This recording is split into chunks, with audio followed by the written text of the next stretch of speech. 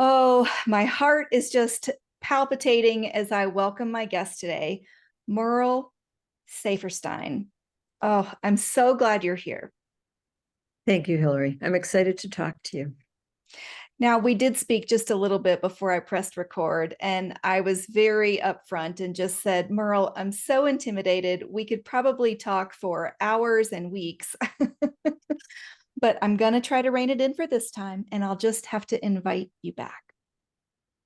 Hey, I'm willing to come back. I'm looking You forward to have this conversation. Me too.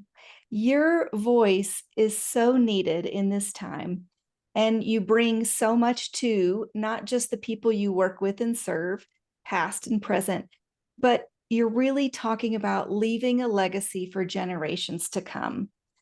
Before I get to that, I wanted to ask you, can you talk about a pivotal time in your life or a synchronistic moment? A synchronistic moment for me, probably one of the biggest, was in the end of 1982. I was about to leave a job that I was really not happy with, and I started going to the beach. I live very close to a beach in Miami, Florida. And so I started going to the beach, and every morning I would jog along the shore, and there would be a man who was doing basically the same thing, and we would wave to each other. And then we would both kind of settle in not far from each other. And he was writing and I was writing. And after a few weeks, he stopped to talk to me. And I was at the time, I was I was 38. So I was really pretty much going through an existential crisis, trying to figure out what I was doing, where I was going, what was going to happen. He had just left the priesthood, and he was very spiritual, and he also studied Carl Jung, and he had all kinds of information that I really needed. And so he basically invited me to step along the path and said to me, there will be no turning back, once you start really looking into all of this. And so his name was Tom Osborne.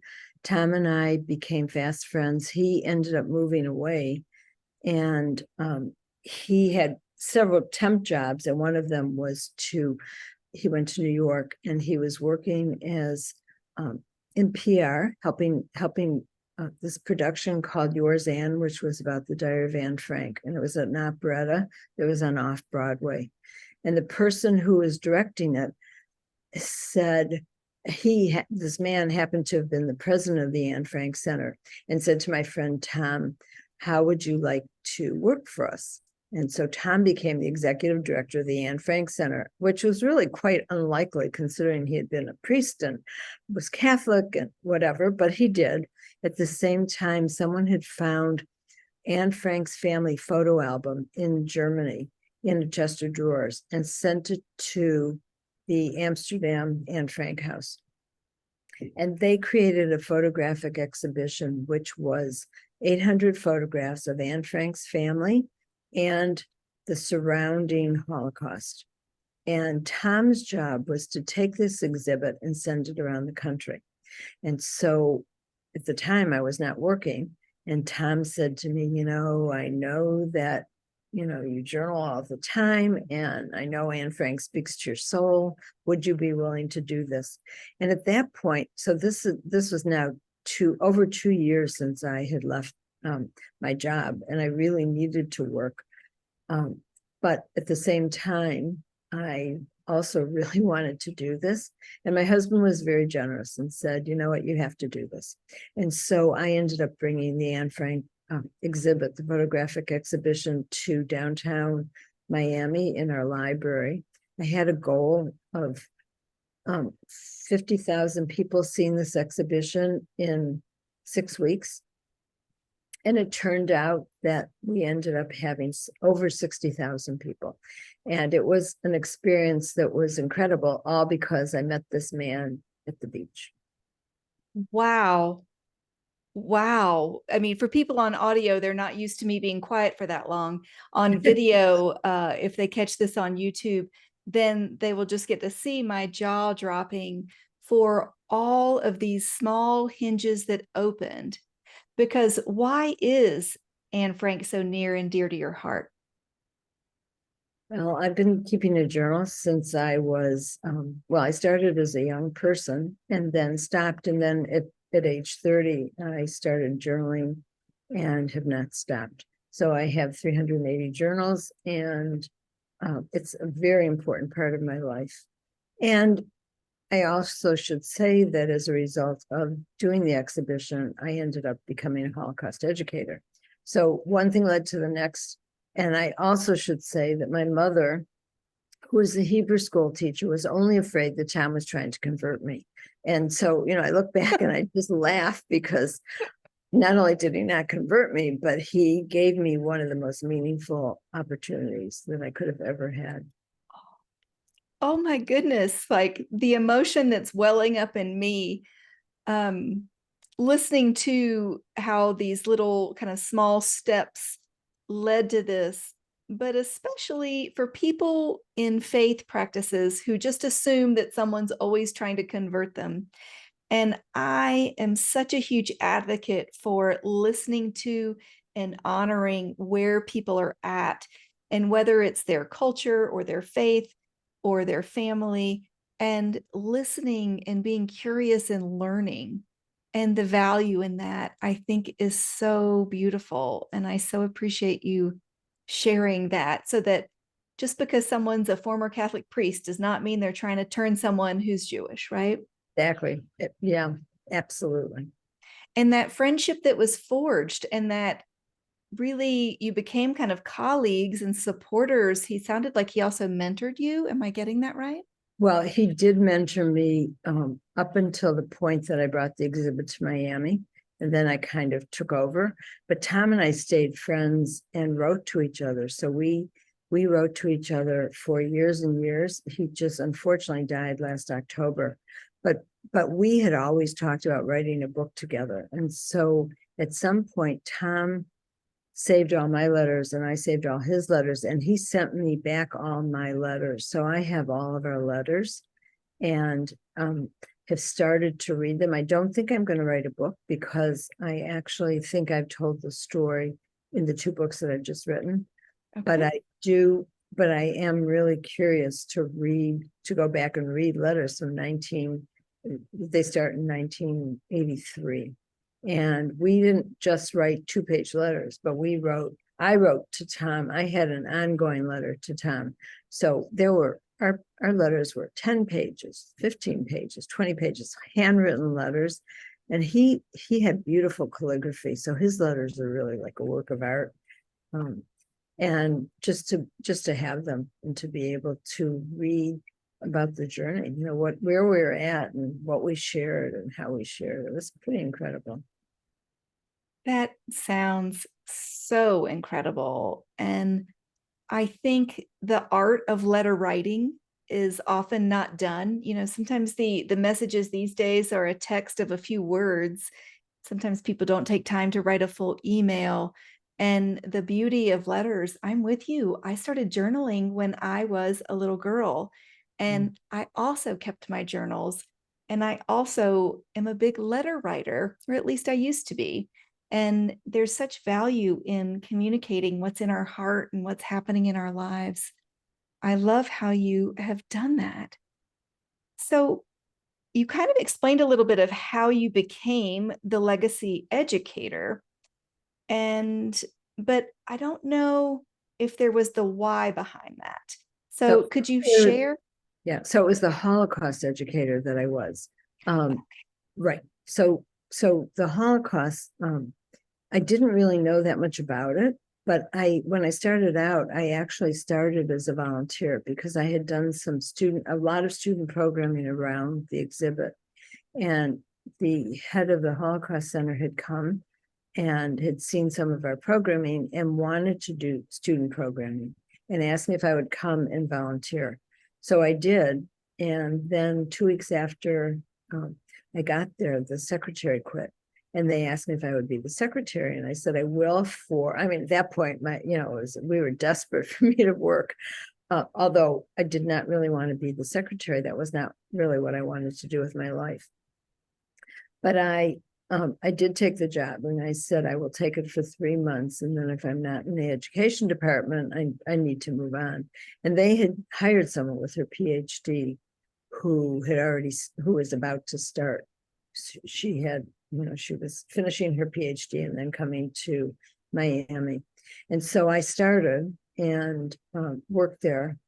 The woman, unfortunately, was a disaster, unfortunately for her. And my boss saw that I could do this.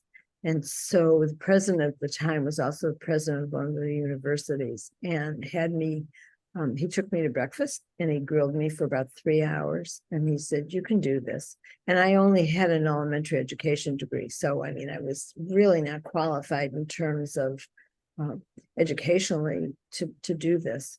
But it was more administration than it was the background. And so they hired me and I became the director of educational outreach and then stayed there for 26 years. So all because I met Tom at the beach. Wow. Wow. Well, something that really stood out to me, and I think it's a theme that many of us women struggle with, of not feeling qualified. Nowadays, some people will call it imposter syndrome or, oh, can I really do this? And I think we as women often sell ourselves short on all the experiences that we have in life that lead us to this moment and how we can either the moment of lift, like Melinda French Gates has written, or Sheryl Sandberg with her lean in, and ways that we are supporting each other and how to make it possible. Do you have a little bit of advice for someone who is saying, I'm not qualified to do this? It's a tough one because I've been there. I guess my best advice would be to just believe in yourself. Look in the mirror and believe in yourself and trust that if you're in that position, there's a reason why you're there. And so stick with it and just go for it. Absolutely. Looking ourselves in the mirror, saying, I can do this, and go for it. And do Right? it. And do it. And do it. Oh my goodness. That is so encouraging because you are not 10 years old and you are not 20 years old, and we don't have to discuss age I necessarily. have no problem talking age. Would you like to share how old you are? I'm 78, almost 79. Awesome. And I find there is such value in having conversations with women across all ages because we can learn so much from the wisdom. And I appreciate and respect that you are comfortable with your age because depending on how someone was raised, they will never discuss their age. But I'm 53 and happy to be still living and kicking. I never understood why women wouldn't mention their age. I just actually met someone last week who's exactly my age, but she would not tell me her age. And it's just eventually it kind of came out. But I just looked at her like, really, just like sharing recipes. I don't understand why people won't do that either. It's like, why not? Why not pass it along? Pass it on. I really do like that. Oh my goodness. I've never understood that either. I'm like, it's just an age, you might be able to tell by wrinkles or sunspots or color of hair or not. You know, age doesn't define us. Just like I like to say, hair color doesn't define us, but that's just me. I had an aunt. My mother had 5 sisters, and one of her sisters did not tell her daughter her age. And I remember being a teenager and going with another cousin of mine who was the same age. And this other cousin was a little younger. And we were laying in bed, the 3 of us talking, and we were talking about the age, what place in the family her mother was. And her mother had actually told her she was further down in the family. And my cousin Linda and I looked at her and said, no way, your mother is up there. And I remember thinking, that's just so crazy to not. Right. Right. I think the messages for, centuries have definitely put kind of suppressed women to think that age is something to be ashamed of and to hide it. But It's just a number. It is. It is just a number. Oh, I love it. Well, I so appreciate that you were kind of correcting being a Holocaust educator, but then shifting to being a legacy educator because your heart is to help people leave a legacy for future generations. And that makes my soul sing. So that's why I'm just so excited to talk about this next. What happened was, after 26 years, I realized that it was really time for me to move on, that I had accomplished a lot, and that I felt that there were still other things I wanted to do. And so for the last year of my work at the Holocaust Center, I posed about 25 questions to myself. What would my life look like when I'm no longer here doing this? And throughout the year, I answered those questions. And I knew that there were certain things I wanted to do. I knew that I wanted to speak. I knew I wanted to teach. I knew I wanted to volunteer. And I knew I wanted to write a book. And so throughout the year, I just started putting the pieces together to figure out what that was going to look like when I walked out the door of the Holocaust Center. And one of the things that was the hardest for me was, what will I teach? Because I knew I wasn't willing to go back into elementary school education teaching like I had done early on in my career, but I wasn't sure what I was going to do. And journaling one day in the middle of the year, the word legacy came down. So my job at the Holocaust Center was really to help the survivors pass along their legacy of remembrance. That was my job. And I started writing, I wonder if there's something to this. I wonder if there's a market. I wonder if people would be interested in looking at their legacy. And what does that mean? And so by the end of the year, I had decided that I would teach a class, and I called it Living and Leaving Your Legacy. And when I walked out the door, my first goal was to write this book that I had been wanting to write for 25 years, and it was about the beach, a hotel at the beach where Tom and I had actually met, a very interesting hotel that was built in 1926. And it had a really interesting history, including during the war, the Navy took it over to be an indoctrination and training center. And when my husband and I moved to Florida with our children, it was a Florida Bible college. So it was a born again Bible college. And the students were proselytizing as we were playing at the beach with our kids. And then it became an upscale hotel, condo. So it had a great history. And I decided that was the book I wanted to write. And it was just at the time when I took my job at the Holocaust Center. And with the family and whatever, I just couldn't do it. So right out the door, I wrote the book and I developed the class. And I began to look at the different volunteer opportunities. And that's where I've been the last 11 years. Oh my goodness. Well, I think you've just like created a pathway. And I'm like, Merle, can I just get on that pathway? I would like to speak and teach and volunteer and write. And, you're a trailblazer in that of it doesn't matter what you look like. It doesn't matter your faith background. It doesn't matter your age.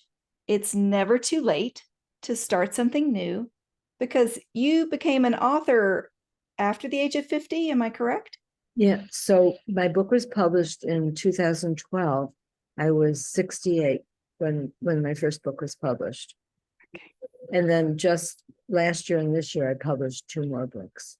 So, and one of the things, when you say about speaking, what I realized is my book was the vehicle for me to get out and speak. And that's really how that happened. Okay. Wow. Well, and I think so often the messages we get, and midlife is defined as ages 40 to 60, just for terms of psychology. And in fact, it was Carl Jung that defined some of the stages that we go through in midlife, and finding our true voice, deciding what gives us real meaning and purpose. And I think once kind of our eyes are awakened of that, there might be more to my life than I've imagined. And just because I can't imagine finishing the book or getting it on the bookshelf doesn't mean it's not possible.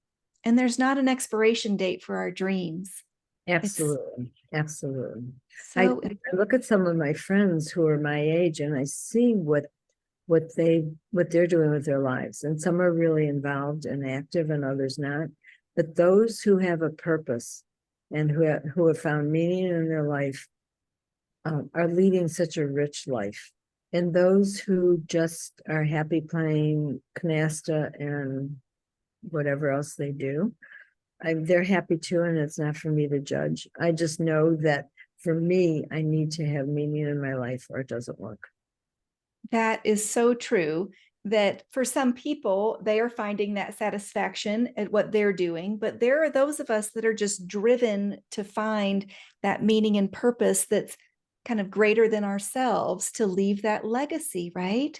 Right, absolutely. And what I've learned about legacy is that how you live your legacy becomes your life.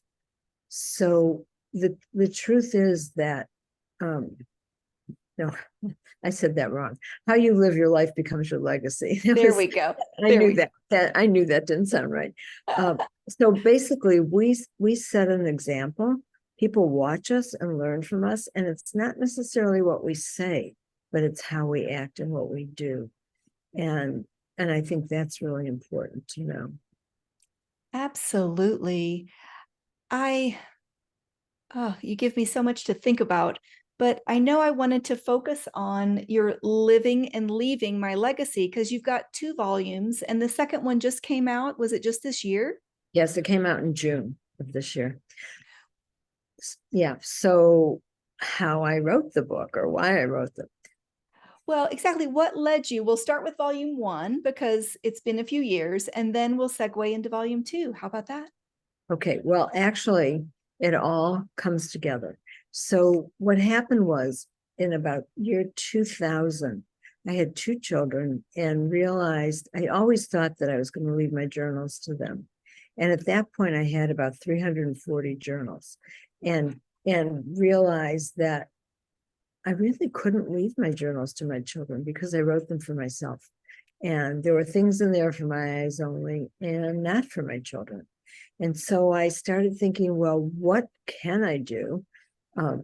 And also hoped that in some way there would be something in my journals that was worth sharing. But I didn't know because I really hadn't read. I had read some at one point, but I knew that I needed to go back and started reading them. And so what I did was I chose different topics and eventually ended up with 70 different topics. And eventually ended up working from 1970. My journals go from 1974 to 2016 that I used to write these 2 books. And so it took me 14 years to read the journals and take excerpts according to all the different subjects. And then when I finished that, so I finished that in 2016, I then spent 5 years going through my journal, through the excerpts. So some of the excerpts were anywhere from 75 pages to 450 pages. So for example, my husband and I have been married 56 years. So that topic is like 450 pages, or the topic on parenting is also really long. So I have all kinds of different topics and they just differed in length. But I had to decide which ones I was willing to share. So first I did that. And then once I eliminated, I realized I was going to have 22 topics, 11 topics in each book. And I was planning to publish them both together as a collection. And it was actually my publisher who said to me, no, publish one and then publish the second one. So the first one I published in June of 22, and then the second one in June of 23. But I had worked on the project as an entire project so that it wasn't just, that I was starting with volume 2 when I finished volume 1. It was well underway. And it took me 5 years to go through and eliminate the pages and just get down to the real essence of what it was I wanted to share. And the truth is that I was not sharing it all because I was very vulnerable and said, I don't know that I want to put some of this out there. And it was a friend of mine who's a psychologist who said, Merle, it's really important to share all of it. People are going to relate to the difficult times, not to all the great things. If it's all fluff, it's not going to work. And so I went back to some of the topics and started pulling some of the more difficult pieces, and really had a lot of self-doubt. A lot of it was, it became not just for my children, but I said, oh, you know what, I'm going to share this with the world. And then it was like, why would anyone want to read this? What does it mean? And actually what ended up happening is that the first volume has more of my earlier career life, even though the excerpts go from 74 to 2016. It's marriage and parenting and on being a woman. So there's a lot about the women's movement because I was a feminist early on. And, it goes back to all those things. It goes back to when we didn't have a name for premenstrual syndrome. When I remember sitting on the couch watching the news, and some news commentator said, we've just come up with a name. And I turned to my husband and said, it's about time that someone started acknowledging what we've been going through all our lives. And so the second volume is, I think, a much more serious volume.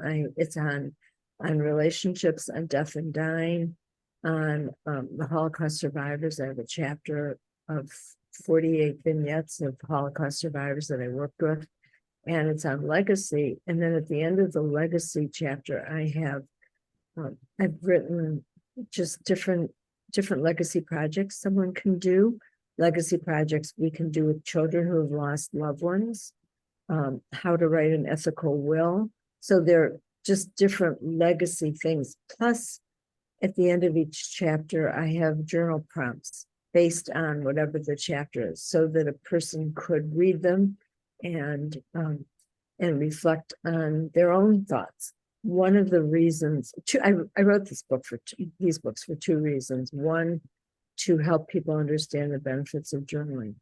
And the second, to look at my life, not because it's my life, but to look at my life as a mirror into one's own life. And so the journal prompts help the reader do that. They help the reader look at, what I'm saying about marriage, or what I'm saying about a relationship, or what I'm saying about death and dying, and look at their own lives and what they're thinking and feeling.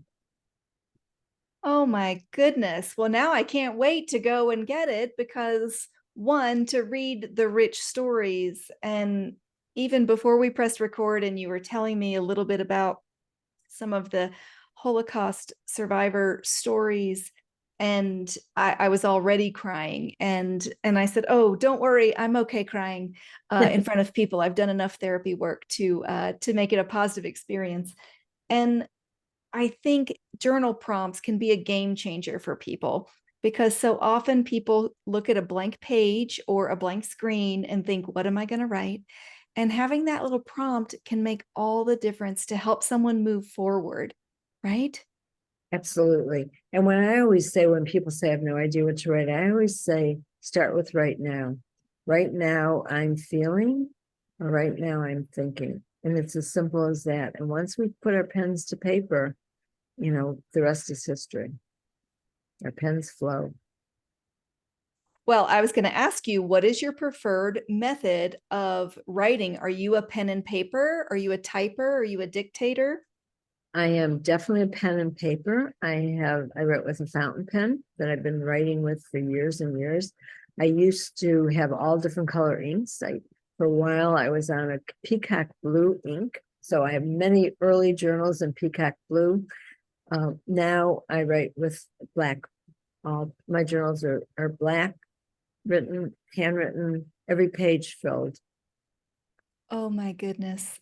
That is just amazing to listen to your process, the seeds, the pivotal moments, the writing, and then also kind of offering up as your own legacy how to write your own legacy story, which is really you've modeled the how and now showing someone else how they can make it happen for them. That's my goal. That's my goal, to help Oh, people look at their own lives and live the best life they can live. look at your life and live the best life you can. Amazing. Well, I'll be sure to drop links in the show notes of how you can find Merle. And her name rhymes with girl, and she's great about telling you that because, honoring how we say someone's name can matter and it can be meaningful, and caring enough to want to say a name correctly is great. Well, Merle Saferstein, I am so grateful for your time, for the legacy that you are still living. And I know it will go beyond the volumes 1 and 2 that you've already shared with the world. So thank you so much. And thank you, Hillary. I really appreciate this conversation. I loved it.